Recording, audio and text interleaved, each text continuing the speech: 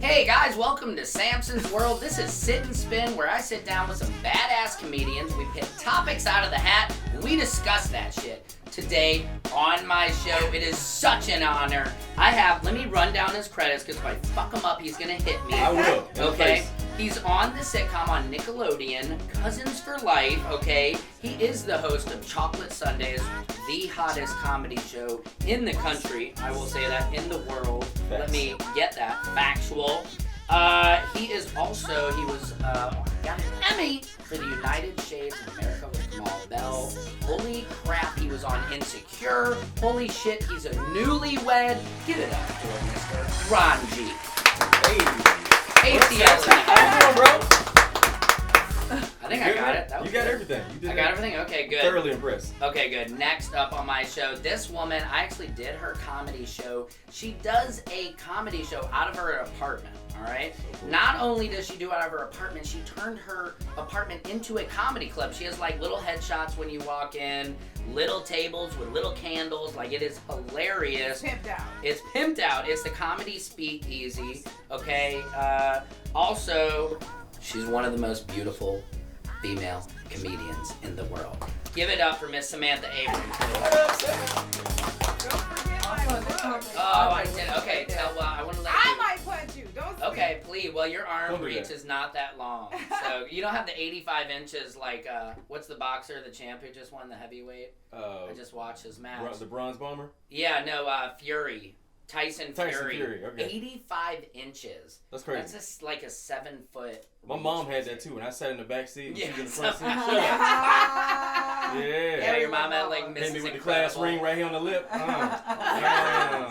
Samantha. Yeah. Tell the people about your book. She is an accomplished writer and author. That is so dope. That is And so single crazy, mother me of too. 2 children. Yeah, so for 4.5 Grown. Sorry, I'm just like all accolades. It's all good. Yeah. So this is what happened. I've always been a writer. Love to write. It's my favorite thing to do in the world. And so for 4.5 years, it took me it took me 4.5 years to research and really just pour out all my business and all of my experiences as I came out of my marriage and entered into a toxic relationship. And got my heart broken. Mm-hmm. Wow. And it felt like my brain was broken. And apparently... Your brain and your heart? Well, that's what happened. My God. Both of them. Both of them. Hey, doctor, can you fix both of these? Wow. My brain and my heart. Bro. Wow. Well, that's what happens when your heart breaks, so does your brain. Yeah. And so I did the research. I wrote a book. I did have some experience. I had some... are we editing this one? Yeah, of course, but you're doing great. Okay. Whatever you need. So I did Mark that down. No, mark Sam, that. okay, cool. All right. Sam, Go mark ahead. that for Please. Sam to do that. You did research, and what happened? So I did some research. I did have some background in neuroscience because I have a daughter. My youngest daughter has autism. So when she was born and right when she was 3 or 4 years old, I had to understand what she was going through. And so I got fascinated with the science. And then I just picked apart my brain and how it was broken. So what I talk about in this book is I pick apart how men and women process love, sex, addiction, self-worth, most importantly. And how that plays out in toxic relationships. Childhood stuff. It's all that childhood drama. Yes, all that childhood drama. Yeah. How it sort of all that plays out. history. Trauma and drama. Well, One thing I really admired about you too, though, Thank you. is your vulnerability on stage. Like, I feel like as comedians, a lot of us don't grow because we don't do vulnerability. And for me, I feel like my career is taking off when I started talking about my ugly. You know what I'm saying? But I feel like a lot of comics, especially like older generation, they got stuck because they talk about topical stuff, which is nothing wrong with it. But I can see this world evolving. Like even Kevin Hart, he talked about his family, and you know Chappelle's very articulate about the world, but it's still a vulnerability attached to it. To like Chappelle's special was so vulnerable. It's like I'm gonna put myself out there I'm gonna to take be the ridiculed, chances, and I've never seen anybody like dissect a comedy special ever. They'd be Right. like, oh, you know, he said this, but like no, they like Chappelle. I think what he meant was or whatever, which is really dope. But to watch a black female comedian go on stage and be vulnerable, because last time I saw you was at the spot where you kind of the storytelling show, and you went there. Like everybody was like, oh my God, I feel like we need to have an altar call or something when you was done. But it was awesome though. It's dope to see that. It's rare. Yeah. So salute to you, and I'm sure most of that is in that book too, right? Yeah, I pour all my business Everything? out. I mean, if you just nosy, you should just buy this book just because you nosy. Wow. The good I part about really the pour good part myself. about telling your business, nobody can weaponize your business. That's right. Oh, So that's once true. you say it, can't It is nobody what be it like, is. oh, you was the one, you used to be Get out ahead of it. it was a hot girl summer ever since the 90s. I Oh, know what man. you like. You know what I'm saying? Okay. They can't yeah, use it against that's you now. right. That's You right. like, yeah.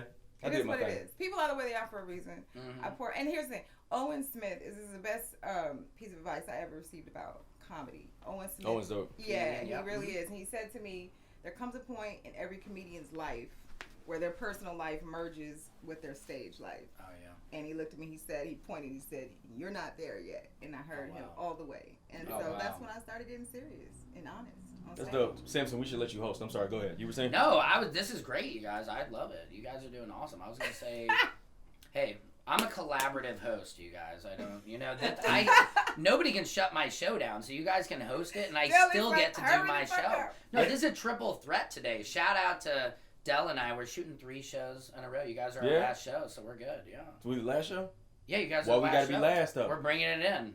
Well, I don't know. Always at the back of the Dell bus. scheduled it like that. We the last show. The last show. But no, it's all it black. First, though. They gonna post it first. I keep saying I have a really hard time getting white people on the show. I think Chrissy, who was just in here this morning, was our second white guest. They came for me, though. Show. All the white people come for me. It is. I feel like you got more black friends than white friends. I have a real hard time with diversity. In the opposite sense of it, usually. That's hilarious. I have too much diversity where I need a white girl for this sketch. Does anybody know one? You gotta use your privilege, man. You slipping, man. I'm He got his privilege in his pocket. You gotta bring that thing out, man. Use that privilege. And I was raised on In Living Color SNL, where I thought, I saw Jim Carrey on In Living Color and he blew up, you know. And I came to LA and I had started in Guy Torrey's room and everything, so I thought it was gonna be like that. RT, kind of like token white guy, you know what I mean? But it didn't have the effect I guess I quite thought it was. I'm on my way, because what I didn't realize is that executives weren't really going into most of the rooms that I was playing. Oh, welcome to our world. That's what I mean. I'm saying. Exactly. No, that's what I mean. I have experienced discrimination through. I know nobody feels bad for me, but at all. But it's interesting, That's our world, man. But black folks make you hot, and the white folks make you famous. That's exactly the Hollywood rule, right? Or somebody I saw recently. People love black culture, but don't love black people. Yeah, they like the rhythm, but they don't like the blues. Dang, that's good. That's the hard truth of it, guys. But let's talk about you a little bit. Way too deep, too fast. I'm sorry. I can go there. I can go in and out. I don't have a box. Hey, we have no boundaries on our show. This is great. I don't have a box at all. Ranji, what's up, bro? You have a half-hour comedy special coming out on Comedy Central? Yeah, man. Snap. It was actually really dope, man. It's kind of cool to actually get your material on TV. Yeah. Because every comic, your jokes are brand new until they're on TV. Yes. And people are like, why you do the same jokes? I'm like, until this hit the airs, this is brand new to me. Right. You know what I'm saying? So to be able to do a full 30 minutes on TV, that's a blessing. But the only problem is you're not in control of editing. Right. That's the only problem. Sometimes, when I saw my joke, I do a lot of callbacks. Yeah. And I saw my set, and I'm like, that was an important callback they missed, but the editor, they just trying to get the lunch.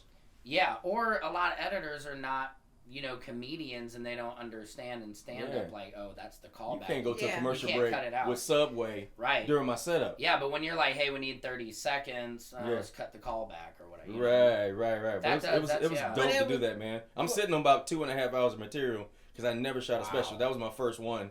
And then also, too, what I learned, especially when you're shooting a special, most of the time they own your material. So if you want to do a TV show off that, you can't do that. So Comedy Central owns that material now? Probably Kevin Hart people own it. Okay. It was through Kevin Hart. But you can still perform it, just not anywhere else on TV. Is that but what I did was I took some B material. Okay. And I beefed it up. Got it. So when you hear it, you won't even know. You're like, man, that was a great set. So you still have your special stuff. I got the stuff. My special stuff is like my family. That's my TV show. So I'm I'm holding that in my pocket. I wouldn't do that on a special where they own my material. Yeah, where you don't own it. Wow. Yeah. That's amazing, man. And also, obviously, you're the host of Chocolate Sundays, like we were talking about earlier. Yeah. And I was just thinking now, what an amazing opportunity for you to just build as a stand-up. How much stronger have you gotten? I've known you over the years when you used to host Little Room Way Out where RT took me to, probably over 10 years. What was it? It was it was at a club in the back, and then we were here. It was like a restaurant type thing. I've done a lot of those. You hosted the show. It was probably almost 15 years ago. But one thing I like about Chocolate Sundays is most comics, especially as a black comic, you don't have the luxury necessarily of performing in multicultural rooms. You know what I'm saying? For the most part, you have to perform on Black Night, which is always Take It to the Streets Tuesdays, Knuckle Up Mondays, Throw Them Thing Thursdays. It's always something.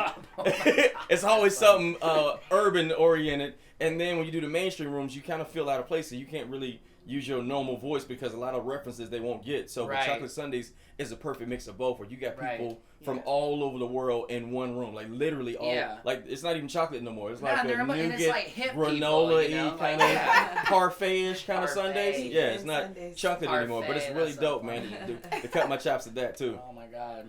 But I feel like mainstream rooms help you grow. I think Seinfeld said this. Mainstream rooms help you grow, and harder rooms help you edit.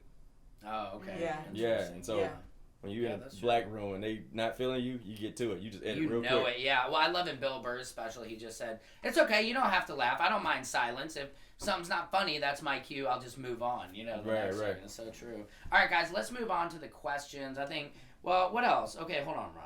Let's not rush this interview, by the way. Let's not rush this interview. We got time. Okay.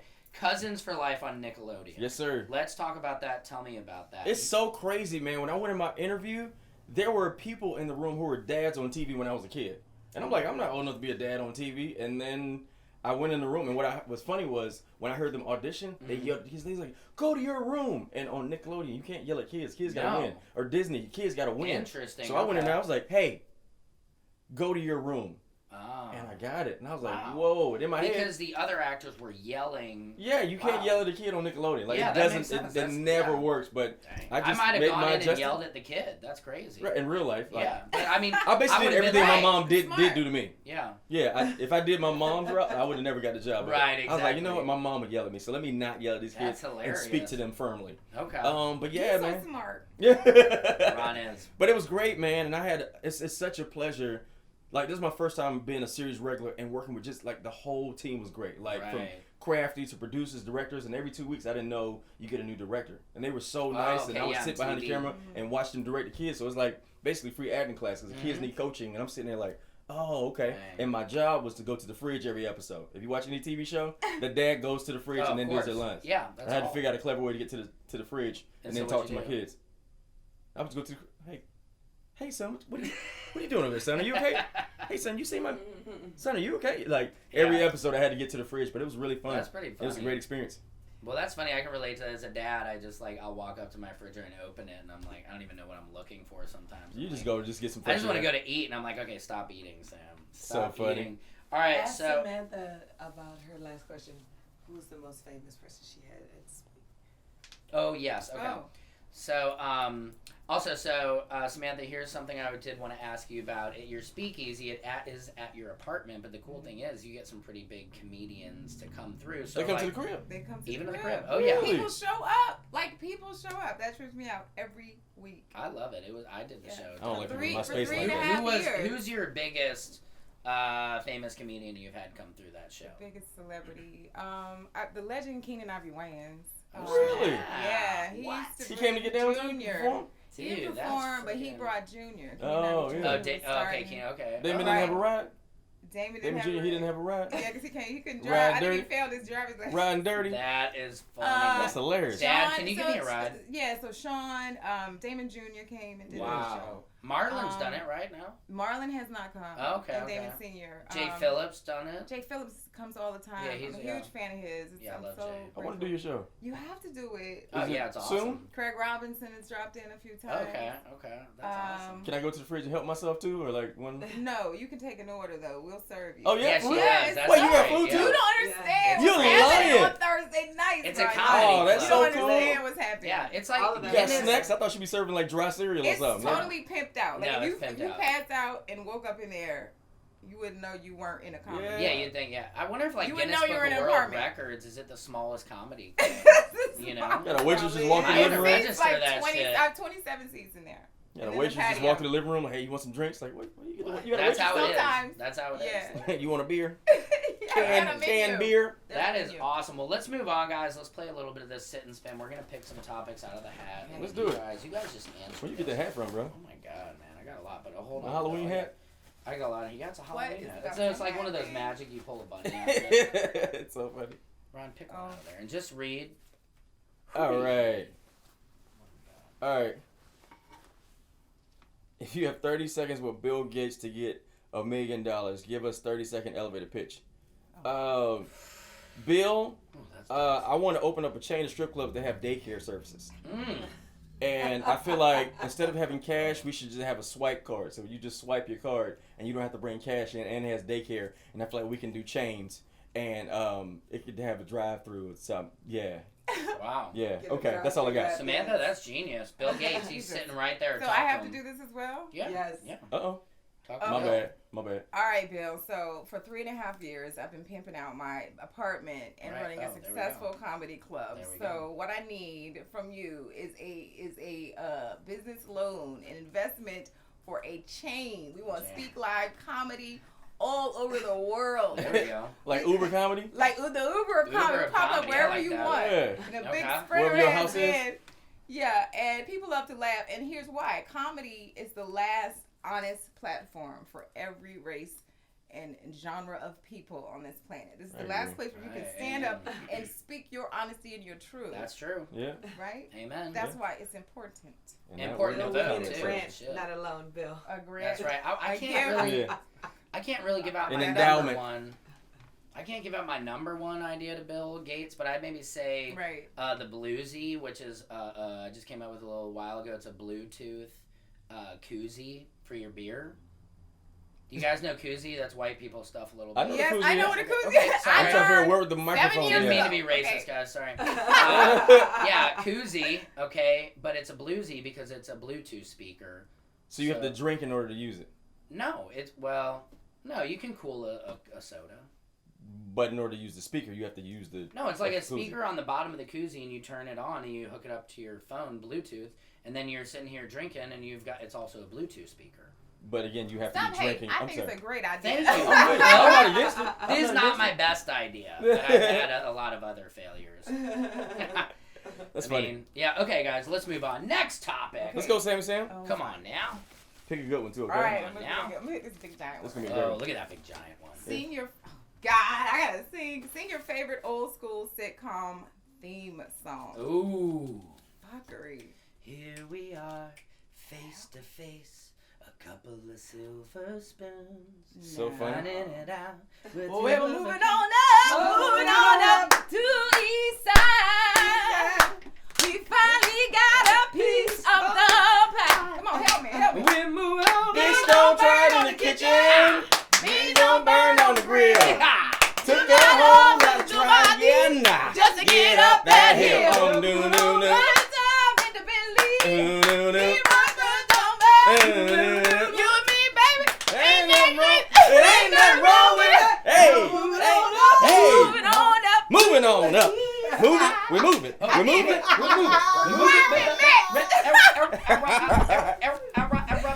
It's Billy rocked on the theme song, yo. Wow. That was insane. Oh, That was I great. got like bad dopamine off of that. Yeah, I do too, man. If you Ron could is just, next. if you could just Oh, do it's that still all going? day, Okay. Ron. I guess that's what meth feels like. Ooh. Jeez. Wow. Ooh. It's crazy. Okay. Uh-oh. All right. Snap. This says the lowest point in your career. Oh. That's Ooh. easy. That's so honestly, man, Easy. it's when I lived in Atlanta. And I went through what I call the quarter life crisis, where you go to school for something, but your heart tell you something different, but you don't know what it is. And I got fired from my first job out of school, and I remember that feeling because you plan your whole life around what you think your life is gonna be like. Right. And I used to be at my job like people do the exact. I used to be an accountant. People did the exact same I thing didn't know that. every That's single crazy. day. And they stay extra 3 hours for month-end closing, and they give you a hamburger like, hey, thanks for staying another 3 hours. We appreciate you. And I was like, this sucks. And I lost my job, and I started doing comedy. But I was good at comedy, but it was I didn't make enough to actually survive. And I was like, I love this, but I don't know how to do it. And just that feeling of, and I remember the first time I got on stage, they booed me and told me to kill myself. The boo was okay. The boo was okay. But when they told me to kill myself, Kill yourself. I'm serious, like collectively. That is, It was a yeah. collective boo, and they threw a boo grenade. It was in the back of the club. All I heard was like literally the whole crowd at the same Yeah. time. Ooh. Boo! Everybody booed me at the same time. Oh, and I my went to God. go sit down, and the host was like, man, he was terrible. Y'all show some Oh, love yeah. for Ron G. And he was like, boo! He's I like, ain't wait, been y'all playing. gonna boo him when he sit Right. down? But again, it changed my life. Because I'm like, if I would let that boo stop me, I wouldn't be having this moment right now. Sure. You know what I'm Right. saying? So I just remember that moment trying to figure out how do you make a living off doing this. When I moved to LA, it became a career, and Atlanta was just a hustle. So that transition to figuring out like I love doing this, but I didn't know you can actually make money doing it. It's a dope thing. Yeah. That's awesome. Man, it feel like Easter service in here. I'm sorry. I know It's hot, man. Yeah, No, we're testifying. All right, let's hear it, Samantha. That's interesting because that's exactly how it happened for me, and probably for a lot of people. You have this devastating loss, and then that's just the prerequisite for a huge blessing. So, my lowest point was when my divorce happened, and there I was, this alcoholic woman with these 2 young children, and 5 and 2, and was leaving a comedy club at 2:00 in the morning, drunk by myself, driving with one eye open, and in an SUV, and hit a motorcycle cop. You hit a cop? So, bitch, I went to jail. That is hit a cop? Wow, that's like my worst nightmare. Everybody's worst nightmare. To hit specifically a bike cop, because they scare me the most. I don't know why. Did he fall off the bike? No, he wasn't on the bike. It was a little more dramatic than actually. I hit the bike. He was standing monitoring a film shoot. Oh, okay. Ooh. So the cameraman the decorator was like, cut, and the camera was like, oh, zoom in on this bitch. Yeah, oh my God. So the shit made the news. It was horrible. Wow. But, I mean, and it was expensive. You hit a parked bike? I hit a parked bike because I was driving with one eye. I was so drunk, and I saw this cop standing in front of me, and he had his hand up. And so I was like, he want me to stop. Funny. He want me to stop. What was his hand? You thought his hand was doing this? I knew he wanted me to stop. He's like, come on. Slower. Drunk people this way. I just knew that if I stopped, that I was going to be in big trouble. He was like, you want to race? You want to race? Yeah. So I just kept going slower and slower until, boom, ding. It almost made a ding.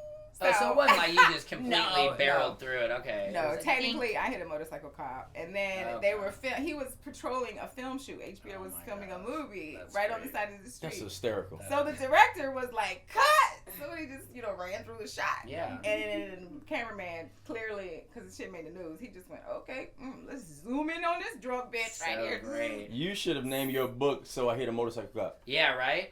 That would make me want to read it. That's clickbait right That's there. funny. Yeah. In retrospect, I would have titled it something. Hey, different. well, yeah.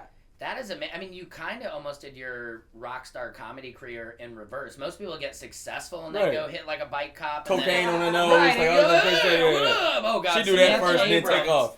No, you're like, you got it out of the way. I think that's smart. Incidentally, that was the last time I've had a drink. So that was 6 years ago. That was probably the Lord saying, August 3rd. That's right. Good for you. Congrats, man. I had to prompt y'all. No, and that's to clap for that. No. Thank you for in my heart, I'm happy for you. Yeah, in my heart. Thank you. That's dope. That's grown. No, I mean, also it's see the vulnerability. I told you, man. It's special. It's real shit. Everybody don't have that. It's hard too. Yeah. I mean, even to not drink because socially, like everybody, hey, you want to drink? You want to do a shot? Come on, well, let's celebrate. We just fucking sold this, or we had a great show.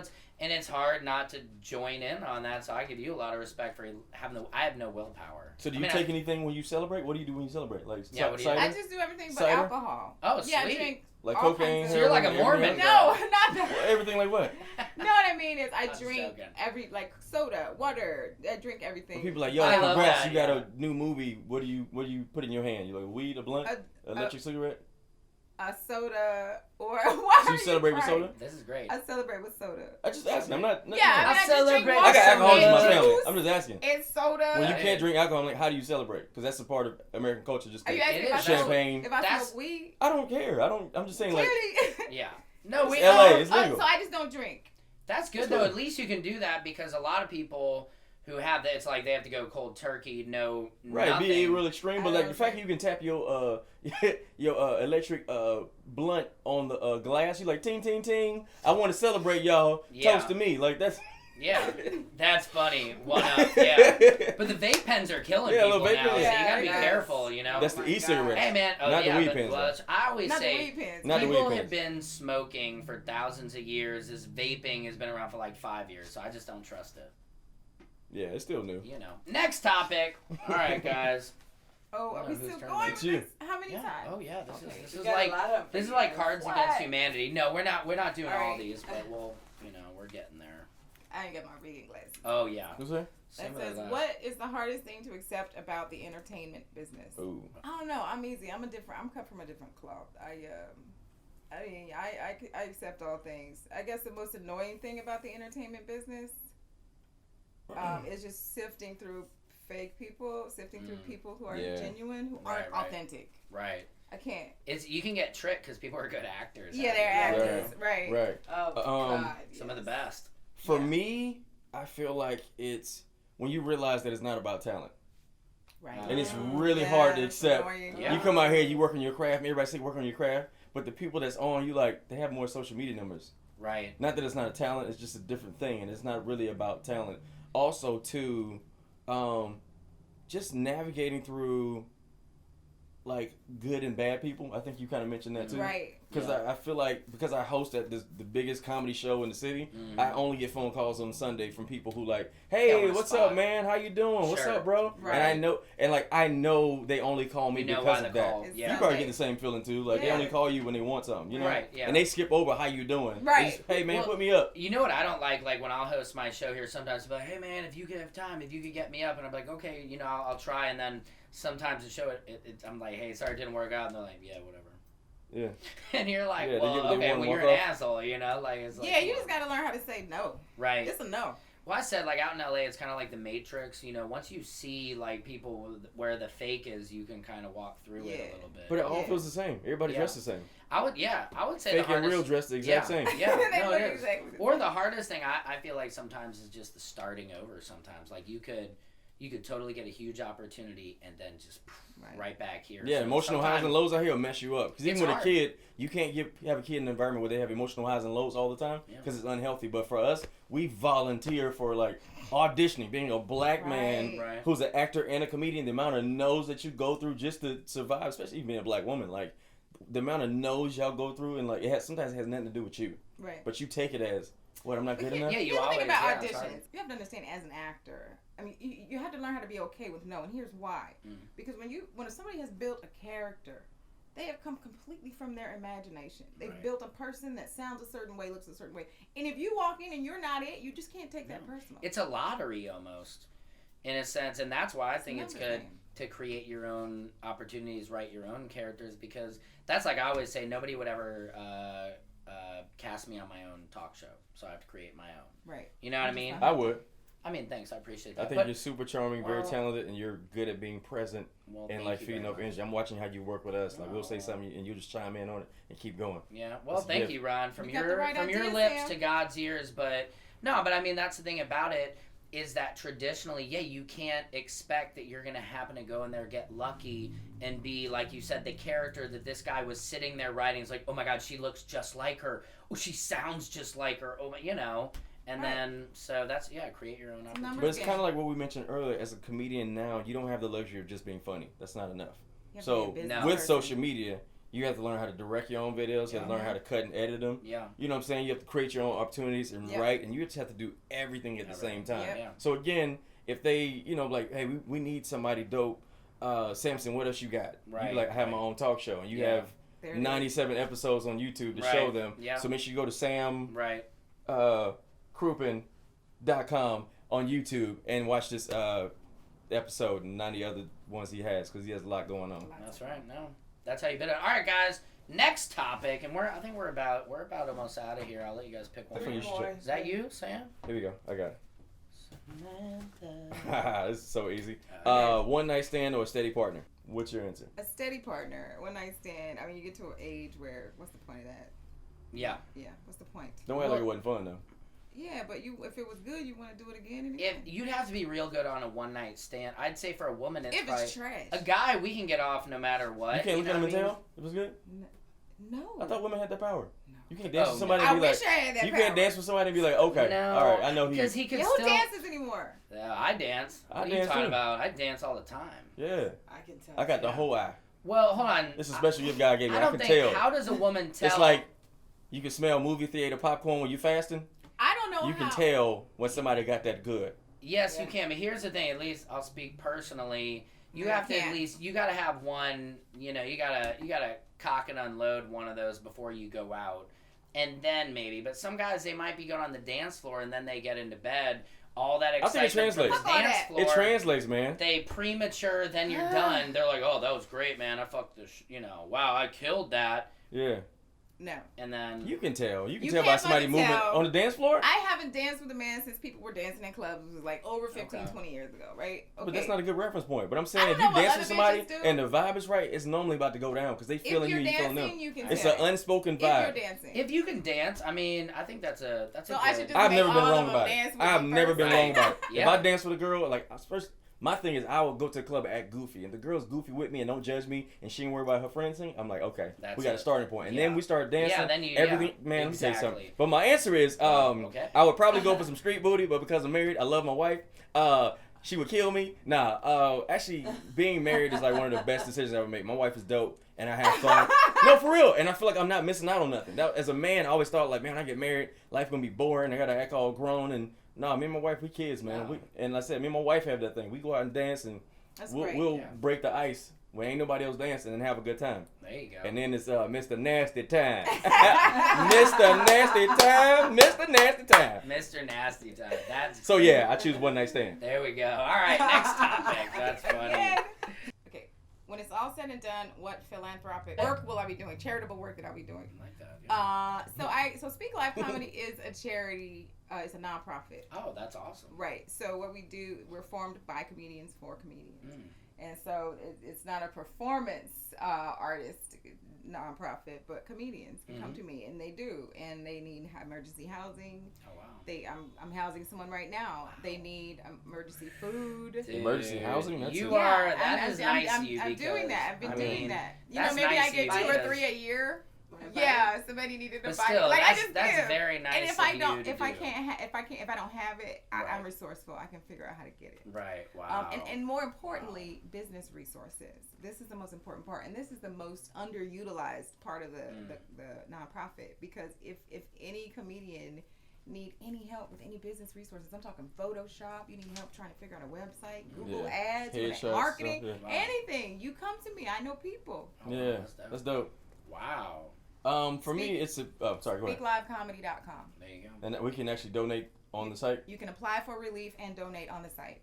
That's awesome. That is cool. For me, honestly, it's a few things. One is I'm real big on personal growth for men. If you hear me talk, I don't small talk. But I feel like women have all these different outlets for personal growth. Y'all have brunches and power brunches and conferences clubs, yeah. and book clubs. And y'all have all these different outlets for growth. And men, all we have is women, wine, and weed. And I feel like we all chase success, but we don't work on the things that sustain us when we get success. So Sure. for me, I have a podcast called the 2-Piece Podcast, Oh, the nice. number 2 PIECE podcast. But it's for personal growth for men. But ladies, it's also the cheat sheet to help you figure out how men and why men think the way they do. So that's my contribution to the culture, because I feel like too, people have literally made careers off bashing black men, and I want to let them know that there's a starting point for healing, and also that we're not all one thing, like no Right. culture or no group of people or anything. So that's one thing. Also, I want to start a program too for kids for public speaking. I feel like when a kid can master public speaking, Yeah. there's Yes. nothing that can stop them. I feel like once you learn to speak in Yes. public, you can conquer anything in this world. So Yeah. that's another thing. That's awesome, man. That's my Well, contribution to the world. Man, you guys are both very inspirational. I mean, both you. I know This both one right you here, though? guys.